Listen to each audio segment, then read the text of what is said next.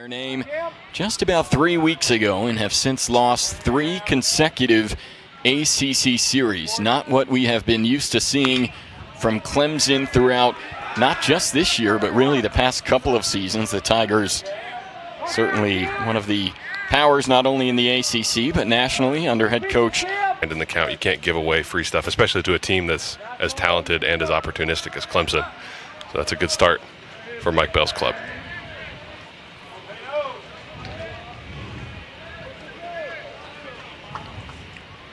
So here's Pano, the senior third baseman. Leads the team in RBIs on the season. Comes into Clemson after 3 years. Just backdoors it right on the outside corner. Average at .287. And he's got 5 hits across his last 2 games. All right, good job. Good job, Gil. And he was the first Clemson freshman pitcher ever to earn All-America honors. And Mitch, maybe not having the same type of year as last year, but he's still an elite pitcher for this Clemson team. Boy, if this is your sophomore slump, then you're doing pretty well. I mean, 88 strikeouts, only 24 walks. That's pretty impressive. And his 2 pitches are the fastball and the changeup. The fastball is going to be in the low to mid-90s all game long. A really neat experience for them to get to do that as Canuck strikes out Padano. To some good leadoff hitters for both of these starting pitchers, and it's Keep going, AK.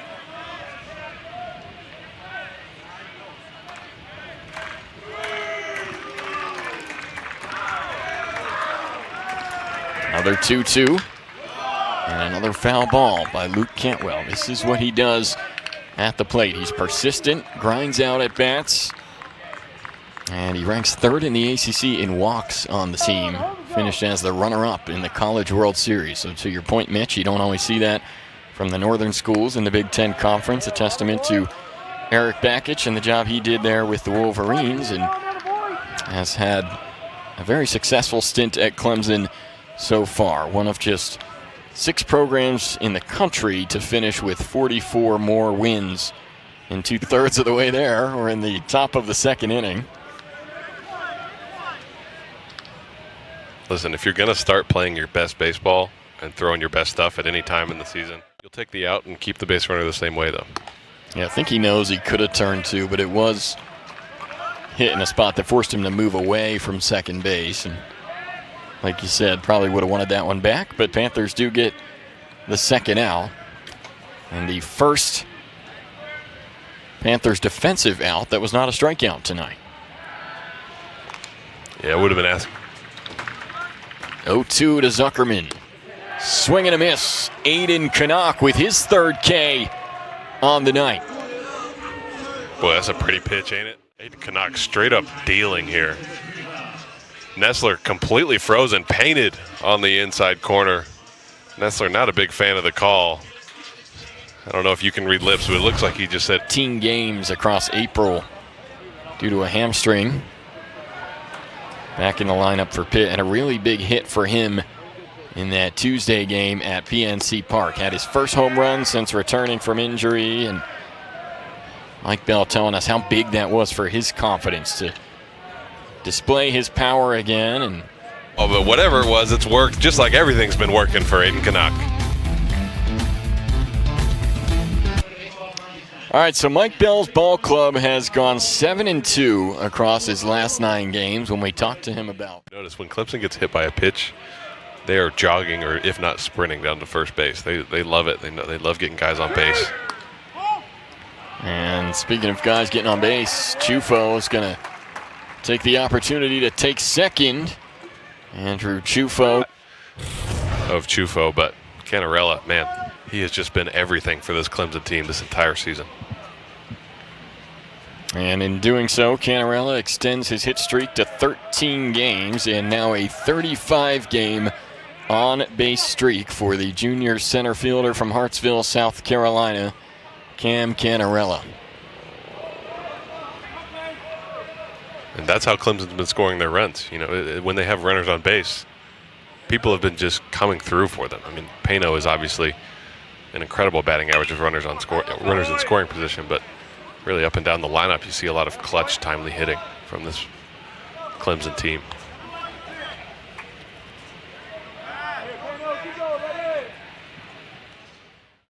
overturn this one or not. Boy, that is close. It's close, but I think it was the right call. I think it is too, but man, that's a bang play.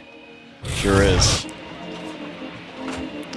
So umpires will go head over to the tent and take a look.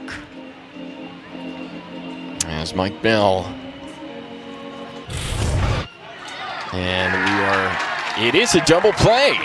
Wow, okay. So the double play is the official ruling from the umpires here. And Mitch, you and I may be surprised by that one, but hey, Mike Bell will certainly take it as we head to the bottom of the third. And the Panthers keep Clemson scoreless. Out talking to him and getting his thoughts, but it seemed like just a simple human error. And in explaining it to Mike Bell, he kind of realized, oh, I might have made the wrong signal here. And all is returned, and it is as we thought it was. For a second there, I thought we were watching those replays and getting the wrong read on what we were seeing, but yeah, and it is important to point out the umpires are not necessarily looking at the same angles that we are seeing here. The third, couple of hit-by pitches, single from Cam Canarella, orchestrating the offense for the Tigers to get them on the score sheet first.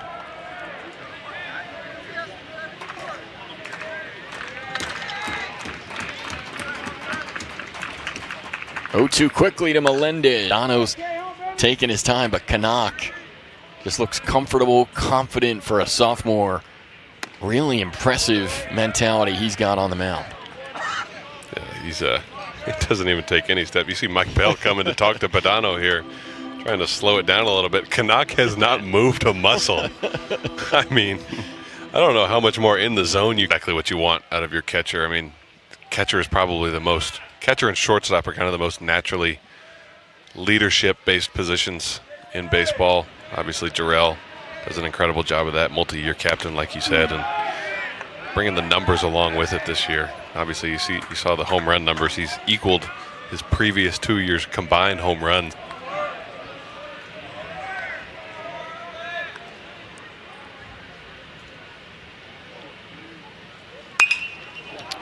Away, and Crichton connects on it to right field, but Carrier is over to make the catch.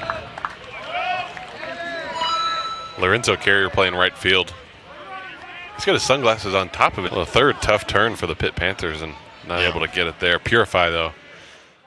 Got to see Purify run a little bit there. He's a smooth. Andrew Chufo, his teammate up the middle, just lines the ball just inside the third base bag past a diving Zuckerman, and Purify has no issues coming to the plate, standing up, and Chufo in at second with a double, and Clemson continuing to just put some hits together, timely hits, and manufacture some runs. And how about those runs coming from the 8 and 9 bullpen, though?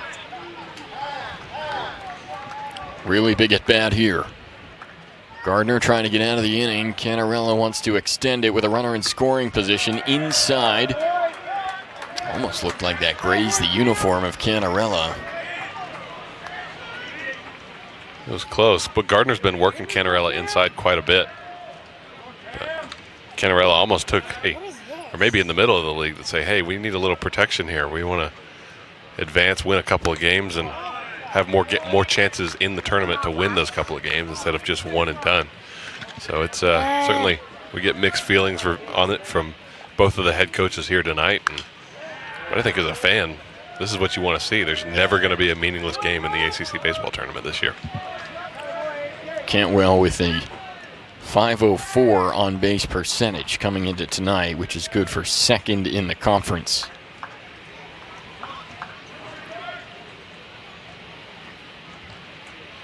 I mean, every time he steps to the plate, he's getting on base 1 out of every 2 times. I mean, that'll do. That will absolutely do at any level. I mean, they made a whole Hollywood movie about that. About Chopper over to first base, tough play, and it gets away from Gaffney. Nestler's aboard.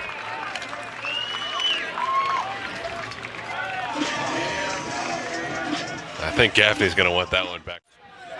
Barely off the inside part of the plate. Good eye from Pisacreta, who's now in an advantageous position, up 3-1 in the count. And got a piece to that one from Canuck, and we were talking during the break, Mitch, his changeup and his curve look so similar. What was that one from you? Yeah, it looked But you're absolutely right on Canuck, and has to be good for Eric Bakich to see. Clemson head coach, he's got his ace performing very well going into the conference tournament. Canuck with a career 12-2 record.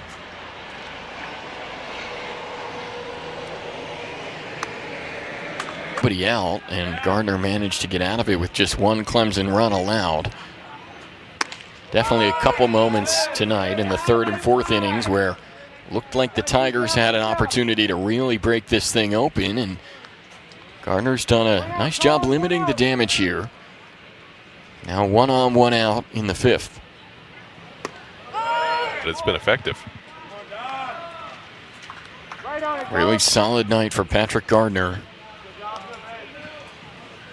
First season at Pitt for him, and it's got to be some pressure. Is that it's quite a few miles an hour off of his fastball. You see it just diving there right off the table, and Carrier, like so many Pitt hitters, swinging right over the top of it. But Canucks fastball is normally, today it's been down a little bit in the high 80s, touched a 90 here and there, but his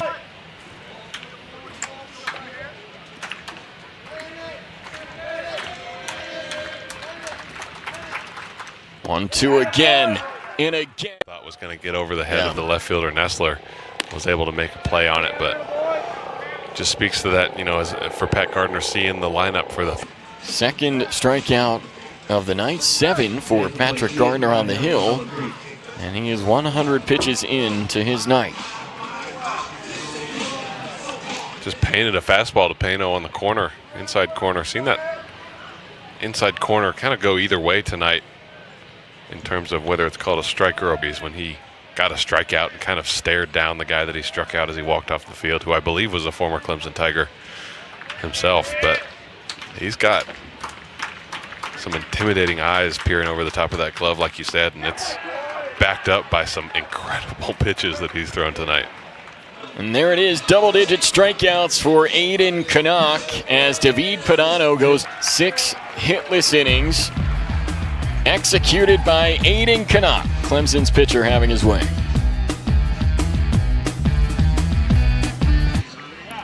So Panthers turn to the bullpen in Sam Bryan, the redshirt junior from St. Louis, Missouri, originally, and in his first season at Pitt. Mitch, this will be his 16th appearance on the year as he tries to limit the end of the bullpen. A consistent group of quality arms in the pitching department. So this is where managers make the big bucks. Listy with a hard hit ball into right field. Good for his first hit of the night. Now 6-9 to record his first down. Yeah, Sam Bryan allowed a couple base runners early, but that's a big strikeout of Gerald. Similar pitch to the one he hit out. It was a fastball up and away, but Sam Bryan, as of righty, has quite a bit of arm side run on his fastball. Kind of tailed back across the plate, and Gerald couldn't do anything with it. On the hill this season for Clemson. Trying to find an answer there as Doolin tags out the runner at second, and the Panthers turn to Caden Doolin, making a big-time play to keep it at 4-0. It's time to stretch here in the 7th. I'll tell you what, this bottom of the lineup has been pretty impressive tonight for Clemson. Purify and Chufo as good as anybody in the country. Dookie had a push bunt when he was getting shifted, and this time a swinging bunt that just confuses the left side of the Pitt infield. Sakaris is the first one there, but doesn't reach down to grab the ball. Just a miscommunication between him and the third baseman, Zuckerman. Just not on the same page with that ground ball, and it goes in the books as I would have to admit. Strike 2 there to Lorenzo Carrier. How much do you think Eric Bakich is thinking about a no-hitter scenario here? Well, I think if you're up here in the broadcast booth, you can think about it a lot. But yes. I think if you're down in that first base dugout, you're not thinking about it. You're not saying anything about it. It's you might be thinking about it, but you're certainly not saying definitely anything. Not saying. And he makes the catch to keep the no-hitter alive for Aiden Canuck. What a play in left field by Dominic Listy. Get some runs around. Man, can't say enough about what that guy, Aiden Canuck, has done tonight. We'll see if he comes out of the game yet. Yeah, long meeting. Still discussing things. Eric Bakich, home plate umpire Greg Street. The potential is unbelievable. I mean, it's a young Clemson team, and perhaps this is the brightest young star, Aiden Canuck. You can't say enough about the job he did tonight. I mean, as good as the pitches were, his demeanor, his poise on the mound was even better. And obviously ties the career high in strikeouts. Man, this is something special, and you saw fans. Only 11 innings on the year, Mitch, but an opportunity here to throw against one of the best teams in the ACC. Yeah, a lot of short outings for him. You see 13th appearance and only has thrown 11 innings and is averaging giving up 1 hit per inning. So a guy that, you know, you've seen him from time to time throughout the Pitt baseball season. Never.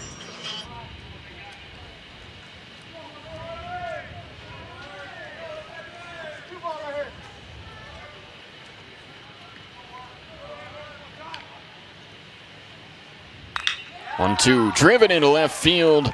Jack Creighton has his second base knock of the night as the Tigers with 2 on, nobody out, trying to pad that. A 6-1 Clemson lead. You mentioned that sigh of relief. Up the middle, and Canarella is right there for the second out. The Clemson Tigers are Standing outside of those couple of free bases given up. And you can tell he's being careful here. He's just walked Pisacreta, now 3-0 count to Carrier. Last thing you want to do in this spot is give the Panthers something they can hit. Now 6 walks on the night. Aiden Canuck is the consensus MVP of the night. 7 1/3.